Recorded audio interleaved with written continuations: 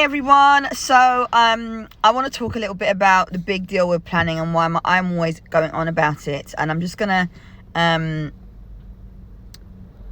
share on here and then we can move forward.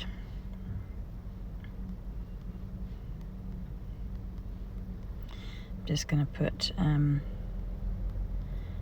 little caption on. How are you doing? Good morning. So if you haven't registered yet for the masterclass, you need to do that. It's tomorrow at 7 p.m. And I'm going to just touch on, just for a few minutes, on planning and why I think planning is important. And some of the things think we get stuck on planning. And actually, whilst you're here, you may want to ask some questions around planning. Or specifically around planning tips. That might be good. But there's a reason why I go on about planning quite a lot, because I feel like a lot of us start and stop business operations, and when we start and stop, it's usually because we're not clear on what we're doing, or we become overwhelmed, or we just may not have enough resources available to help us. That's the reality. When we start and stop, it's usually because there's not enough hands on deck, or we're confused about what we're doing, or we just need a little bit more help and maybe we're a bit too proud to ask. So I really wanted to talk today about planning and how that fits into reducing overwhelm, giving you clarity, and basically detailing the tasks that you need to detail so that you can allocate resources and you can have enough time and money in your hands. So let me just put these pointers in, because I'm freestyling right now. You can let me know how you're doing. You can let me know, have you got any questions on branding or marketing? Let me know in the comments. So I'm just going to put my pointers in, and then we can get right into it. So I said resource allocation. So it helps you when you're going to be doing, looking at your time, budget, money available to spend on online and offline, okay, which relates to budget. Also gives you clarity. A plan will help you because if you've written down things in a plan, you basically have details of what you're going to be doing and when. So there's a bit of wayfinding for you. And the third thing is, it gives you scope on the work you're going to do. So you actually know what's coming and you have a list of your priorities. Okay, so it gives you scope of the work in advance. All right. So these are three ways that I think planning will help you. It reduces overwhelm as well. I did say that too. So let me get these pointers in.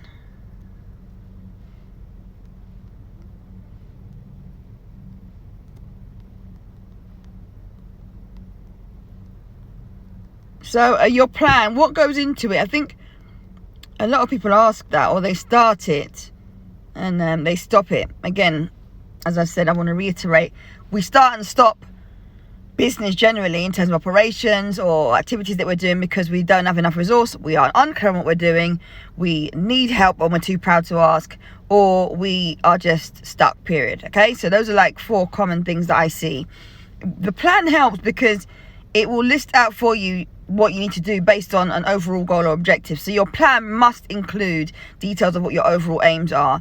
And it doesn't have to be financial related. It doesn't have to be that you want to make money. But most of us know that if we're in business, we have got to have some kind of plan for growth. So I'm going to say, if you're doing a marketing plan in particular, then your marketing plan will aim to generate you inquiries, calls to your phone, people emailing you, people asking you questions, comments, likes, engagement, but also sales. As I said, sales won't be for everyone because some of you aren't ready to sell yet for various reasons, but your marketing plan should aim to actually have sales, a sales goal. So when you're actually writing out what you're doing, you know that if you are going to do an email series, there's an outcome that you want from that. If you send emails, for example, and those are for those of you on the live, if you were to send emails, what would your emails be aiming to do? For some of us, it's just informing. For some of us, it's just making announcements. For some of us, it's communication. But for the main, your email marketing should be looking at not just communicating, but also educating people about your product or service, especially if you're in business, to encourage transactions, to encourage payments, to encourage relationships being built. So your email marketing, let's just say as a plan, might look like week 1, introduction to who I am. Week 2, how we make our product. Week 3, how you can book our service. Week 4, what customers have said. Week 5, booking a call with me. Yeah, something as simple as that. So in that example, that's 5 weeks or 5 months for some of you of content, just like that. And we overthink it. That's the thing. We overthink the planning because we're trying to do too much. And the thing is, effective marketing is usually the most simplest of forms. So I'm going to give you another example. I'm going to give you the example of video, and then I'm going to tell you how you could combine your video and your email into one plan. So with video marketing, you might do a video number 1, welcome to my page. Let's say it's YouTube, welcome to my YouTube channel. Video number 2 might be how I can work with you.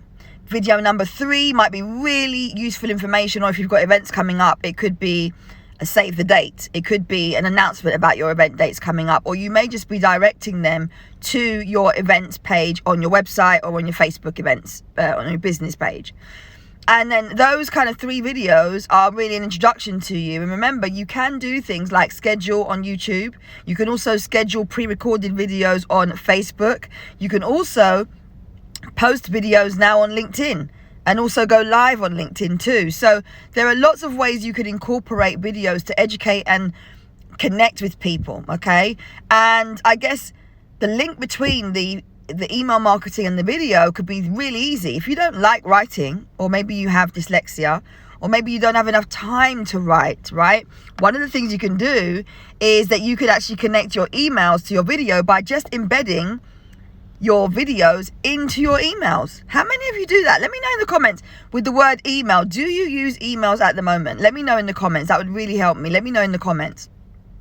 And you could combine the 2, email marketing and video marketing, by having an email just like I have today. I was short on time this morning. I thought, no, I've got to send something out. And so I embedded a video that I did today into my email. If any of you want to see that, let me know via the comments, and I can just say see that, and I'll share the email with you.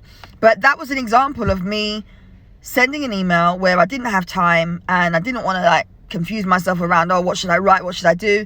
So I just found a relevant video, and I put that video into my email and a little bit of text. Now, because I know that my focus at the moment is promoting my coaching programs, promoting my planner, and also promoting my one-to-one services, I am very clear. Even if I run out of time, I am very clear on what types of content I should be sharing at different times of the month. So at the moment, my focus is coaching, setting my brand and marketing planner, which happens anyway via my other page, but also making sure that I'm sharing about my courses and workshops and programs that are coming up. So all of the content that I share is shared with that in mind, whether it's via an email or video, whether it's via my website, even my blog posts on my website, right?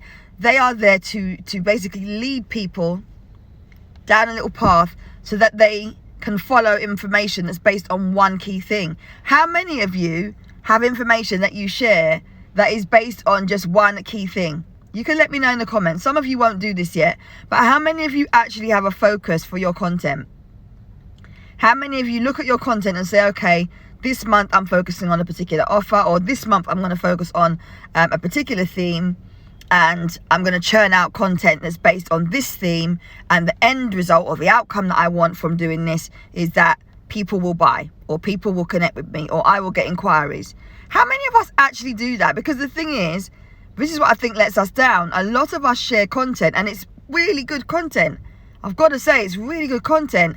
But we're just not mindful that that content needs to take someone somewhere. It needs to take your customer on a journey. Okay, and I'm not going to go into that too much now, but your content needs to take people on a journey. All right?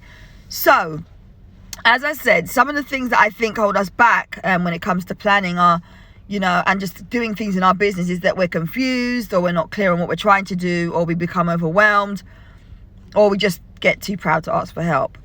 I'm saying to you today that if you want to improve your email marketing, or you want to look at ways to drive more revenue through your business, receive more payments, consistently get inquiries and leads, let's have a conversation. You can actually book in a complimentary chat with me, but even before that chat, let's have a conversation, and we can have a chat about what you're doing at the moment, and I can speak to you about some of the things you could do differently.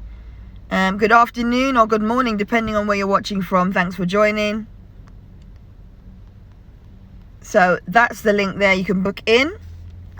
And I just want to say also thank you to those of you who have booked on to the one-to-one coaching sessions. For those of you who've registered for the event coming up tomorrow, which is 7th of July. And also to those of you who watch my lives, share the lives, and also comment and like. Because you know what? All of that support actually helps. And sometimes it's good to say thank you and recognize and be grateful. And I am very grateful for that. So if you're struggling at the moment, the big deal with planning is that it's going to reduce your overwhelm. It's going to give you clarity on how you should be allocating resources, and it's going to help you to understand where you should be putting your energy and maybe what some of your priorities might be in terms of where you spend your money and who you have working with you, and maybe even who you collaborate with. Okay, so I hope that was useful. Do take a look at my latest post. There's also some videos as well on the YouTube channel that will help you. Some of them are like mini trainings. Take a look, and also let me know if you've got any questions. I'll speak to you soon. Bye for now.